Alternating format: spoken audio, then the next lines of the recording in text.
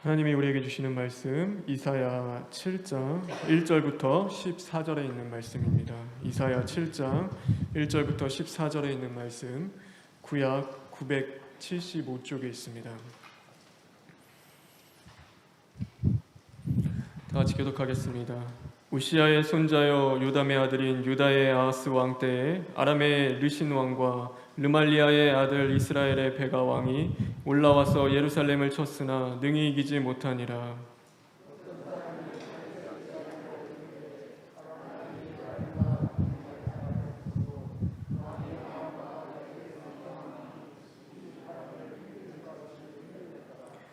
그때 여호와께서 이사야에게 이르시되 너와 내 아들 스알야숲은 윗못 수도 끝 세탁자의 밭 큰 길에 나가서 아하스를 만나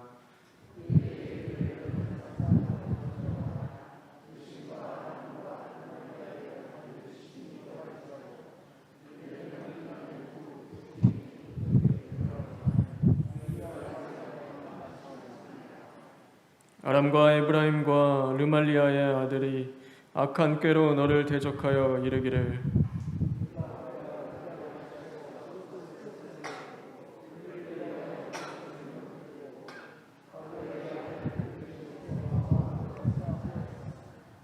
주 여호와의 말씀이 그 일은 서지 못하며 이루어지지 못하리라.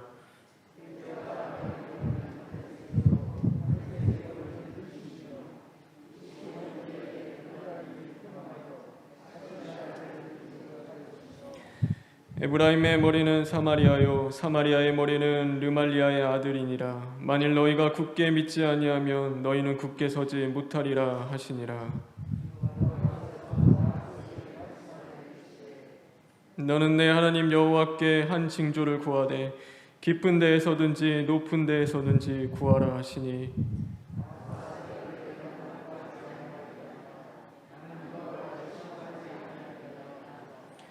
이사야가 이르되 다윗의 집이여 원하건대 들을지어다. 너희가 사람을 괴롭히고서 그것을 작은 일로 여겨 또 나의 하나님을 괴롭히려 하느냐.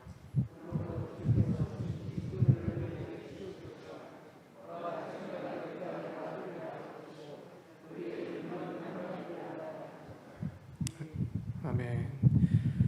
우리 10절부터 14절에 있는 말씀을 읽겠습니다.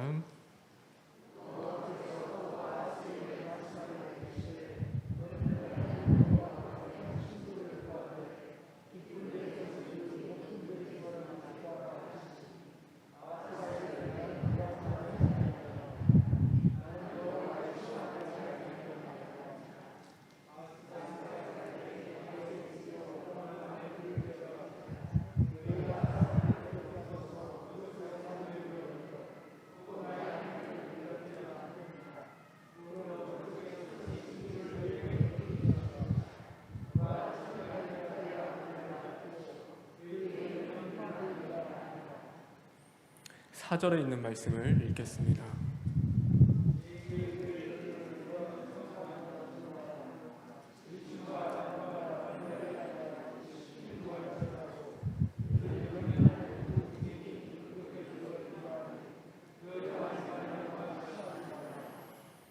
우리 마지막으로 14절에 있는 말씀 다시 한번 읽겠습니다.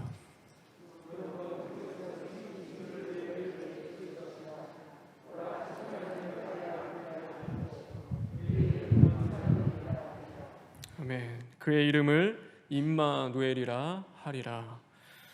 하나님을 사랑하고 말씀을 사랑하는 성도 여러분, 하나님이 주시는 은혜와 진리가 충만하길 주님의 이름으로 축원합니다.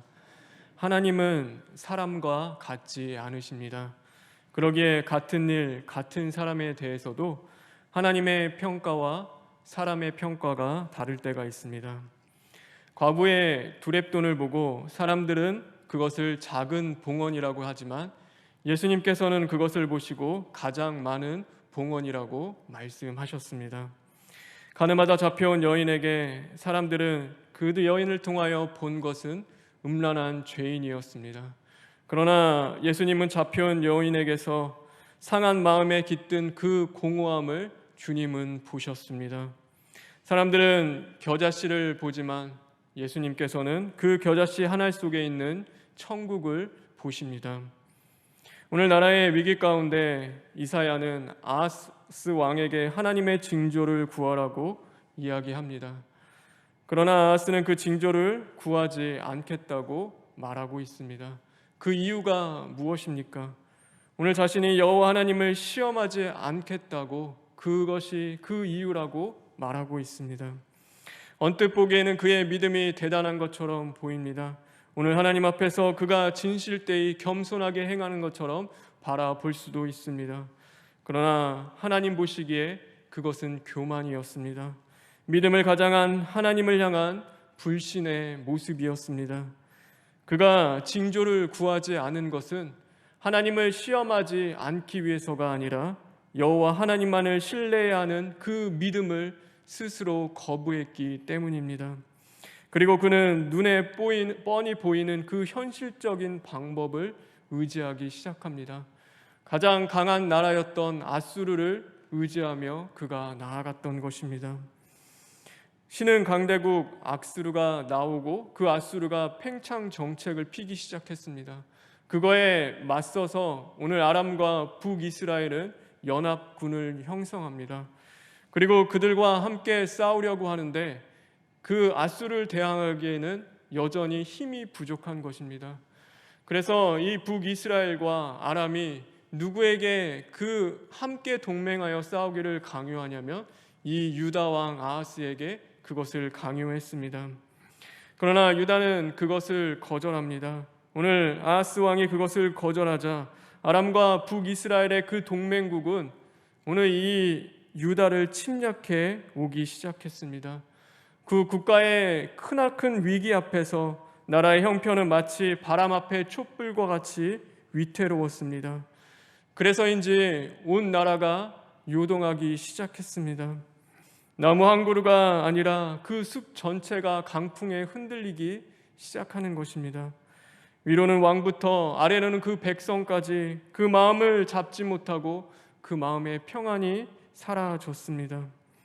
그때 이사야가 왕에게 나타나서 오늘 이야기하는 것입니다. 왕은 삼가 잠잠하십시오. 정신을 바짝 차리고 침착하게 행동하십시오.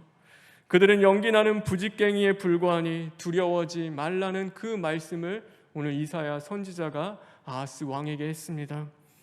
그러나 아하스는 그 이사야의 말을 듣지 않았습니다.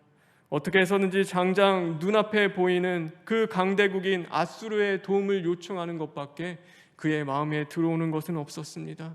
오직 그 방법 하나밖에 그는 보이지 않았던 것입니다. 우리가 살아가다 보면요, 내가 정말 되고 싶은 나와 어쩌면 현실의 나 사이에서 그 불화가 무겁게 우리의 삶을 짓누를 때가 있습니다. 그래서 이제 현실이 내미는 그 손길을 우리가 뿌리치고 하나님이 우리에게 주시는 그 믿음을 붙잡는 그 길이 우리에게는 너무나 멀고 어렵고 힘들게 느껴질 때가 있는 것입니다. 그래서 종종 우리는 눈앞에 보여지는 그 일에 압도당할 때가 있습니다. 눈앞에 형편을 보고 있자면 마음에 파도가 있는 것 같습니다.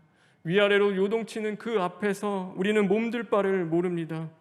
그러기에 눈앞에 보이는 그 산더미처럼 쌓여있는 그 문제 앞에서 오늘도 어쩌면 크고 위대하신 하나님을 보지 못하고 영적인 감각을 상실해버린 것이 오늘 저와 여러분의 모습일지도 모르는 것입니다. 하나님의 말씀이 들리지 않습니다. 믿음으로 기도할 수가 없어집니다. 오늘도 그러므로 지금 나와 함께 하시는 그 하나님을 우리가 의지하지 않는 것입니다. 하나님은 그것을 너무나 잘 알고 계시기에 연약한 우리의 모습을 보시고 긍휼히 여기십니다. 오늘 이 아하스 왕도요, 하나님이 긍휼히 여기셨습니다. 불쌍했습니다.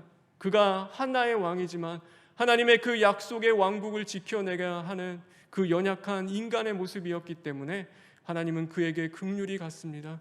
그래서 오늘 말씀합니다. 징조 하나를 구해라. 내가 너에게 보여주겠다. 그 징조를 구하면 내가 오늘 내 앞에 있는 그 군대보다 크고 위대한 나 여호와 하나님의 그 역사를 너에게 보여주겠다라고 오늘 말씀하십니다. 그러나 아하스 왕은 그마저도 구하지 않았습니다. 그가 겸손해서가 아니라 그 모든 것들이 부질없다고 생각했기 때문입니다. 그러나 아스를 향하여 오늘 이사야가 이야기합니다. 주께서 친히 징조를 주실 것이라. 보라, 처녀가 잉태하여 아들을 낳을 것이요 그의 이름을 임마누엘이라 하리라. 오늘 그것이 하나님의 음성이었고 이사야 선지자의 말이었습니다. 오늘 여기서 말하는 처녀라는 단어는 후대에 번역된 그 단어입니다. 사실 이 단어는 히브리어 언어로 봤을 때 그냥 잉태할 수 있는, 그 임신할 수 있는 젊은 여성을 이야기합니다. 그래서 여기에 의미는 임신할 수 있는 그 여성을 가리키는 것입니다. 그러므로 오늘 이사야가 보여주고자 했던 징조가 있었습니다. 오늘 그 불쌍한 아하스 향을 향하여 이사야가 정말로 보여주고 싶었던 그 징조는 바로 한 아이가 탄생하는 것이었습니다. 곧 그것이 하나님의 징조였습니다. 전쟁 중에도 생명은 탄생합니다. 그 생명을 보듬어 안고 지키시고 함께 하시는 분이 바로 여호와 하나님이라는 사실을 오늘 하나님이 그 임마누엘을 통하여서 그들에게 보여주고 싶으셨던 것입니다. 오늘 이 아이는 참 어려운 시기에 태어났습니다. 그리고 수많은 위기를 견뎌야 했을 것입니다. 그러나 그 아이는 캄캄한 어둠 속에 비치는 그 한 줄기의 빛과도 같았습니다. 전쟁과 죽음의 그늘이 깊게 드리운 그 땅 가운데서도 하나님께서는 한 생명을 나게 하시고 그 생명을 지키시고 자라게 하신다는 그 사실이 오늘 그들과 함께하는 그 하나님을 보여주는 것이 그들에게는 그 무엇보다 감사하고 중요한 것이었기 때문입니다. 그러므로 생명은 오직 하나님께 있음에 감사하게 됩니다. 하나님이 그들 가운데 함께 하셔서 지키시고 보호하심에 그들은 잠잠히 주님만을 바라보며 믿고 의지하며 이제는 그 믿음으로 승리하는 그 길을 나아갈 수 있었던 것입니다.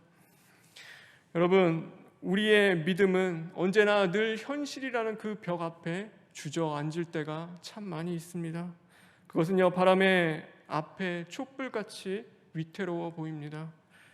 말씀이 주어도 그 말씀에 이룰 능력이 없기 때문에 오늘도 죄와 유혹 가운데 넘어지고 실패하기가 일쑤입니다. 하나님은요, 그런 연약한 우리를 너무나 잘 알고 계십니다. 그러므로 우리에게 한 아이를 보내주셨습니다. 우리는 그분을 바로 임마누엘이라고 부릅니다.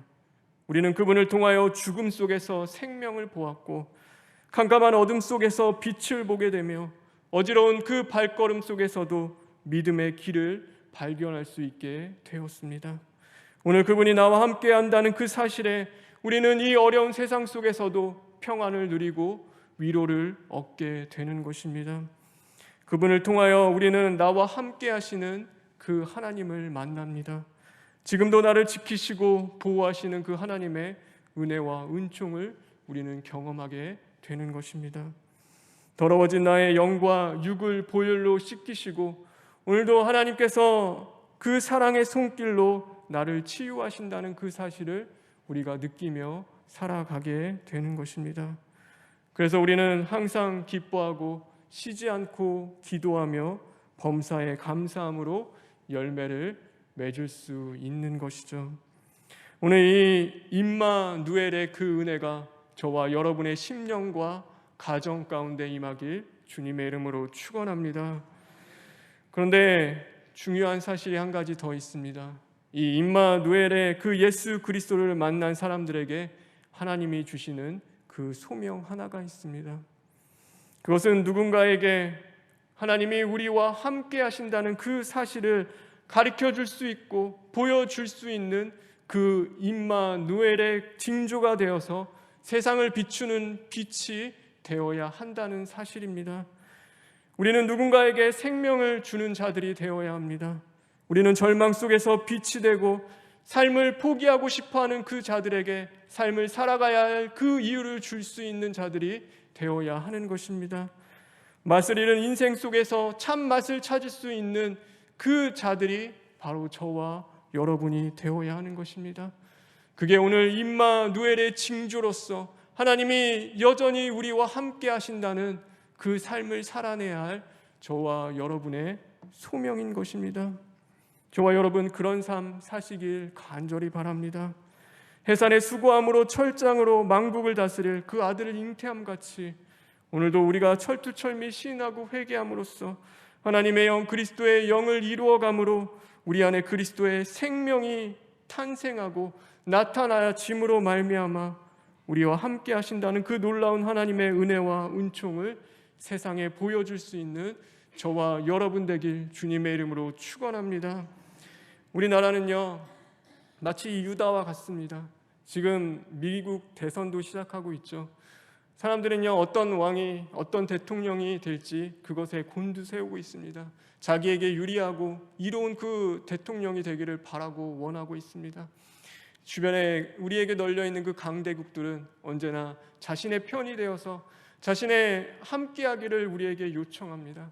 그러나 우리는 이 작은 나라 가운데서도 임마누엘의 그 하나님을 바라볼 수 있는 자들이 되어야 하는 것입니다. 저는 꿈꿉니다. 언젠가 하나님이 이 작고 보잘것없는 나라이지만 이 나라를 통해서 이 땅을 넘어서 정말로 이 세계와 열방을 밝힐 그 하나님이 함께 하신다는 것을 세상에 보여줄 수 있는 그 빛으로 사용하실 줄 믿습니다. 그러니 저와 여러분 깨어 있으십시오. 오늘도 열심히 하나님을 찾고 구하고 부르짖으시길 바랍니다. 우리 안에 불이 있어야 합니다. 생명이 있어야 합니다. 그리스도의 생명을 탕생하는 저와 여러분 되어야 하는 것입니다. 오늘도 그 생명으로 살아나고 나도 살고 남도 살릴 뿐만 아니라 우리의 가정과 이 나라와 교회를 살릴 수 있는 저와 여러분 되게 주님의 이름으로 축원합니다. 우리 시간 다 같이 기도하겠습니다. 우리 통성으로 기도했으면 좋겠습니다. 하나님 이 나라를 불쌍히 여겨 주시옵소서. 하나님 교회가 빛이 되어야 하는데 하나님이 함께 하신다는 그 임마누엘의 징조가 되어야 되는데 우리가 그 삶을 살지 못했습니다. 하나님 용서하여 주시옵소서. 하나님의 그 심판과 재앙 속에서도 우리는 깨우치지 못하는 아하스 왕과 같은 모습으로 살아갈 수밖에 없었습니다. 주님 우리를 불쌍히 여기시고 주님의 그 빛으로 사용하여 주시옵소서 하고 우리 시간 잠시 기도하겠습니다.